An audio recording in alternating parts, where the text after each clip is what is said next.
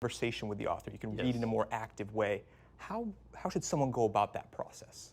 With the author from a book, if Yeah. there is one. You've talked in Mastery about how you can learn from a book, how you can kind of see a book as a mentor. You can have a conversation with the author. You can read Yes. in a more active way. How should someone go about that process? Well, God, that's a good question. I talk a little bit about it in my new book. A lot of the time when you're reading a book, it depends on what the book is about, really. I mean, you're kind of, the material that you're reading is, you tend to make it dead. And I'm thinking what you want to do is to make it come to life. So reading a book is like bringing something dead to life. It's like taking Frankenstein and imbuing it with life. Now, what do I mean by that?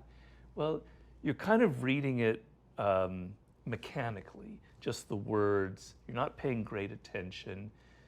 You don't realize that the writer, if it's a good writer, when they had those thoughts that they're writing about, it was something very exciting to them at the moment, very alive. And they tried to put it on paper. And whenever you write an idea down, something is lost in the translation.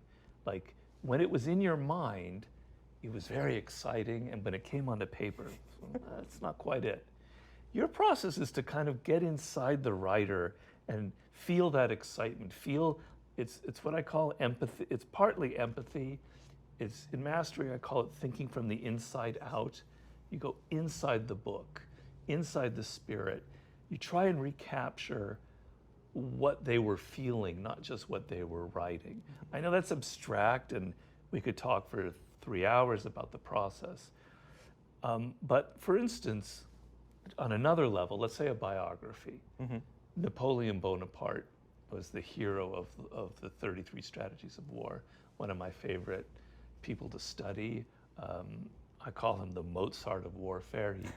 He went well beyond the 10,000 hours when it came to strategy. He was absolutely a genius. I read maybe 4,000 pages worth of material on Napoleon to prepare for this book. Gosh. Particularly one great book called The Campaigns of Napoleon by, I believe it's David Chandler. It's about 1,400 pages. And it's incredible detail about every battle with great maps. I highly, the book's way out of print, quite expensive, but it's if you love Napoleon and you're into battles and maps, this is the book for you. Anyway, my goal was, I want to bring Napoleon to life. I want to feel like he's in the room with me here. I want to know how he thought, what made him a genius.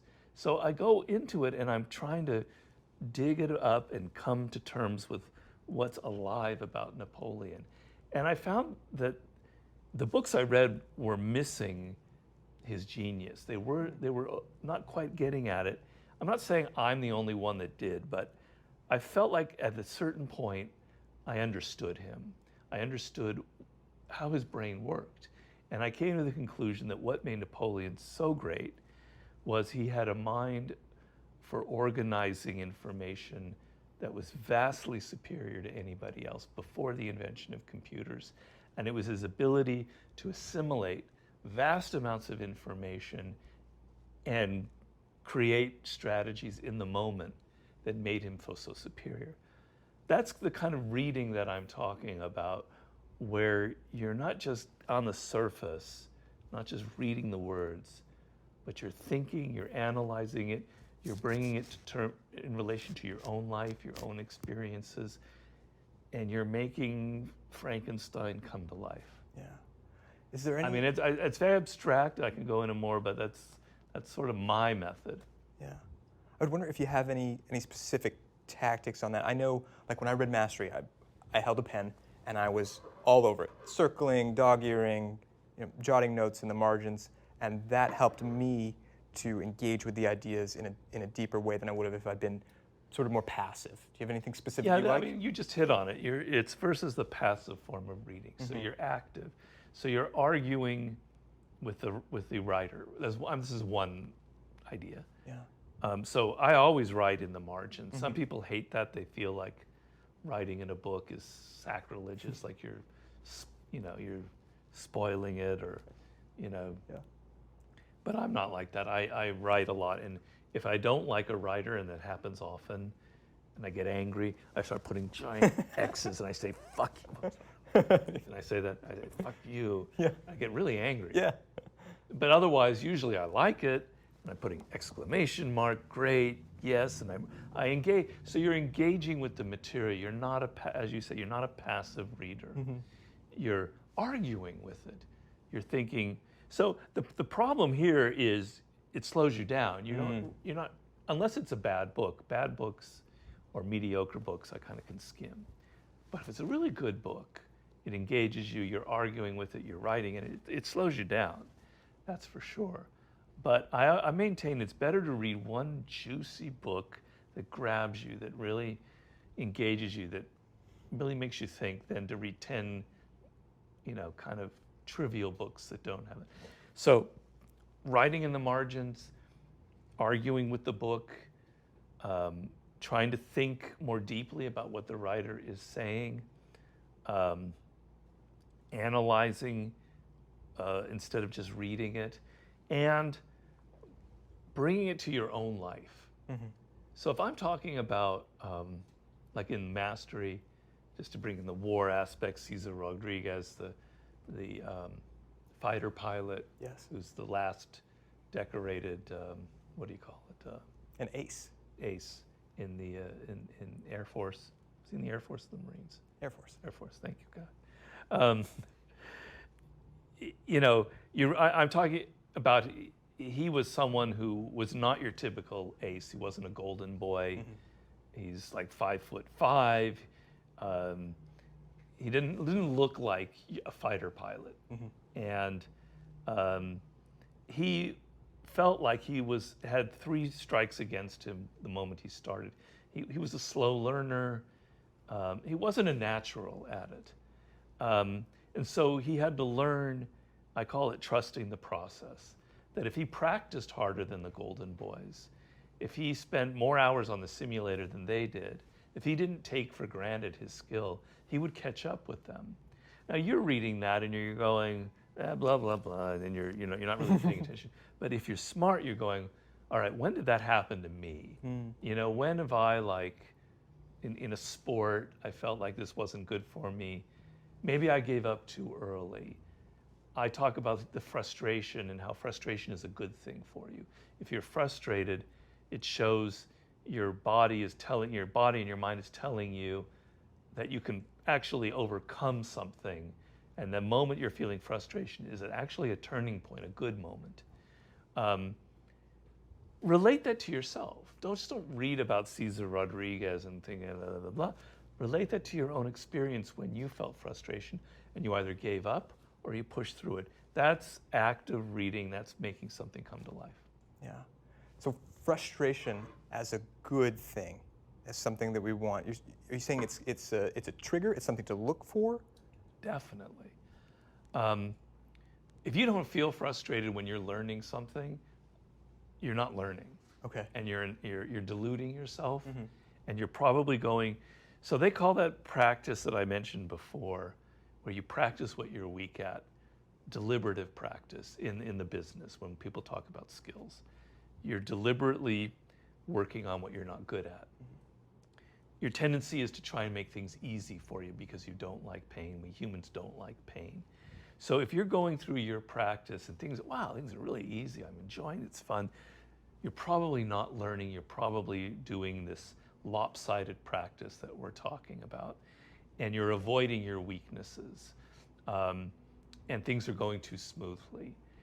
It's the frustration isn't just the fact also that you're not mastering it. It's also that it's kind of, it seems like a mystery. You don't quite know what you need to do. Something is eluding you. And I maintain, and it's a little bit, you have to believe me, because there's not rigorous science behind this. I usually like to have things backed by rigorous science. It's based more on things that athletes talk about. But that moment of frustration, or actually mathematicians have talked about it. That moment of deepest frustration is actually a signal from your body, physically a signal, that you're actually on the way to a breakthrough. That you feel it's telling you, it's a signal that something is churning up inside you, and you're not yet aware of it. So a lot of that is based on anecdotal evidence, like a great mathematician, like this man Jacques Hadamard that I talk about. He would say his greatest breakthroughs, or Einstein, came just at that moment where you were about to give up. And there's a great instance of anecdote about the composer Brahms, and he was so frustrated with this one symphony that he was trying to write that he said, I'm giving up. I can't write it. I said, that's it. And the moment he gave up, the next day, all the solution, the perfect solution came to him. So there's a lot of, and athletes talk about that. So I'm basing it on anecdotal evidence and my own experience. When I'm writing a chapter, I get so frustrated and so annoyed. My girlfriend, I'm like driving her up a wall, you know. I'm just like yelling at the cat. I can't take it anymore. I'm the worst writer. I'm about to give up. And like, it's almost mechanical. The next day or 2 days later, it all comes to, you know, it all fits. So if you go through that enough, you know that that frustration is a good thing. And once you know that, it's very liberating because you're able to wait for the breakthrough moment that will come. You don't give up. You give up, maybe, but you're kind of kidding yourself, knowing that the moment you say, I give up, tomorrow or the next day, the great idea will come to you. So it's a little bit of faith, but frustration, if you don't have the frustration, you're not on the right path. Well, that's a fascinating take on this. Yeah, I wish I had more science, but maybe it's another book to write someday about that. Maybe, yeah. But yeah, I think most of us tend to go with what's comfortable. We tend to follow the path of least resistance and to go where it feels good. So amazing. Robert, you talked about Cesar Rodriguez and being a